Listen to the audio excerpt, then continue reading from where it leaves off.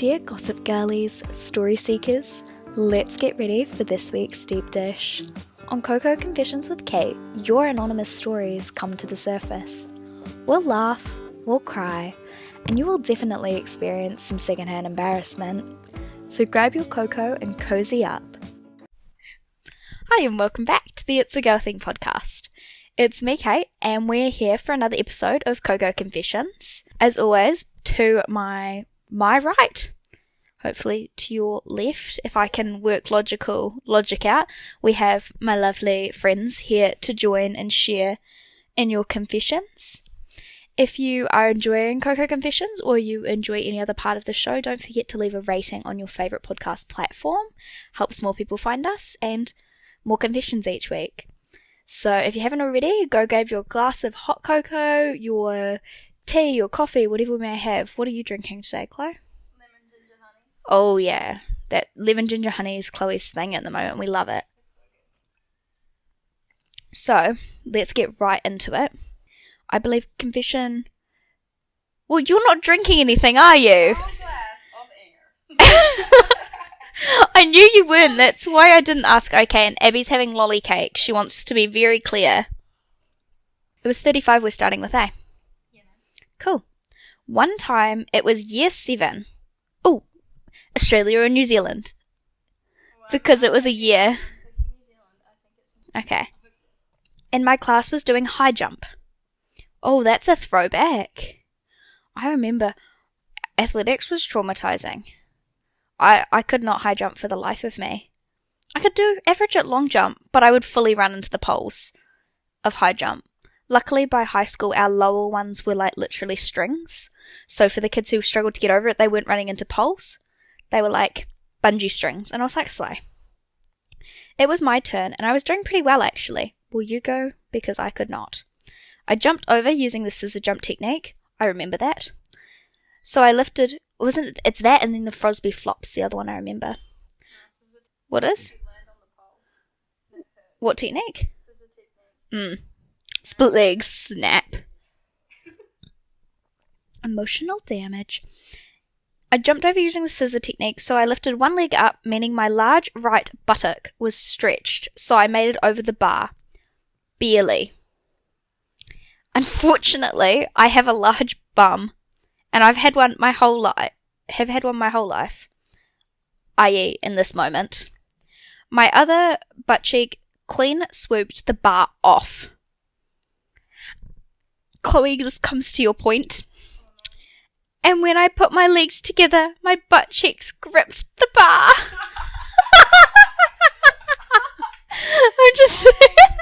I'm just imagining like guys. Imagine if it was a guy, like, yeet. But, I was falling through mid-air with a huge pole being held by my bum horizontally. How would one do that horizontally? Oh, okay. For some reason I was getting horizontal. I assumed it would be, like, in line with the body, and I was like, that doesn't work, but no, I get what they mean now. Oof. When I landed, the pain was like no other. I can unfortunately imagine how painful that would be. It's like if you ever slip and you land harsh on a pole. Have you ever guys been like walking on something, like as a kid when you were like trying to make something into a beam and then you'd slip and you'd just cark it straight down on the pole? That's what I feel like this pain would be like. It sent shockwaves through my body. The pain of any tailbone injury is just excruciating. It was like the pain crawled up the back of my throat. It was so bad, I still remember it.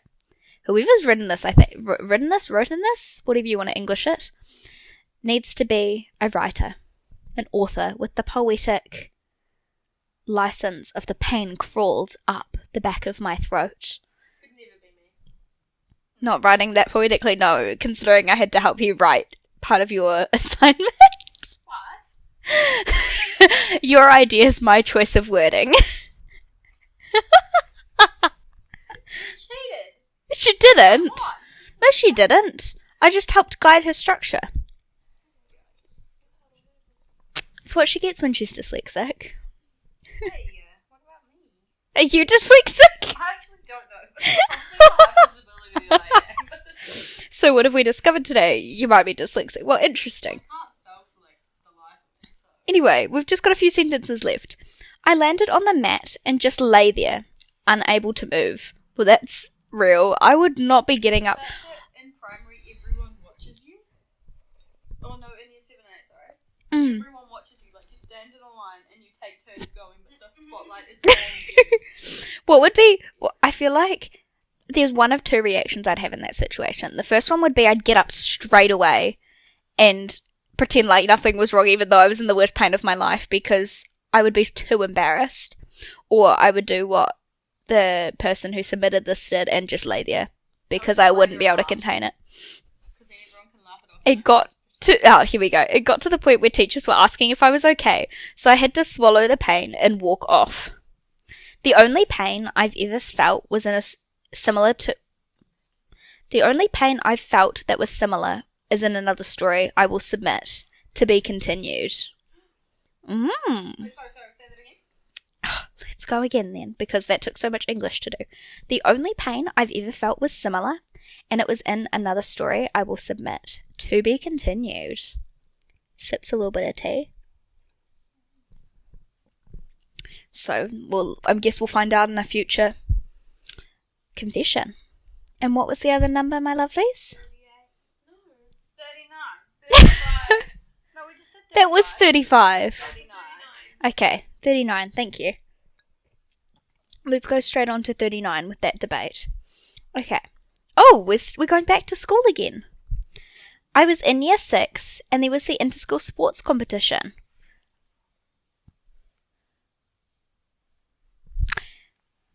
You're right. We're just getting paranoid. There's people knocking on my door. I doubt it. Anyway, I was in year 6 and there was an inter-school sports competition. Placing bets this might be the confession from the same person. Maybe if we're sports stories. 36 if they did 35. No, true. I feel like they'd be similar. Anyway, they decided to put me on the hockey team, even though I had never played. You'd have to be quite a sporty person to just get chucked on a sports team for a sport you've never played. Couldn't be me. In the practices, I was amazing, and everyone was impressed how I could save every ball from going in as goalkeeper. Why? If you're going to chuck somebody into a random sport and you give them one of the most important roles in the game. In another game, i.e. soccer. Sure, I guess the reflexes would come across too. Then it got to the real day. They put me in the most insane amount of protective gear. Oh, hockey protective gear is like no other. I love this. I honestly suggest Googling it because, oh my days, literally thick foam covering every inch of my child body. It's probably at least 2 children worth of protection. The goalposts weren't permanent metal ones. They were those temporary fence posts you stick into the ground. So imagine this giant suit just standing in between 2 little poles. It's the only image I have right now. So I was there in this whopping great suit. Bear in mind, I had actually been in the suit and done great, so the expectations of my performance were high. Well, I wasn't stopping any of the balls. I was struggling. I don't think I made a single save.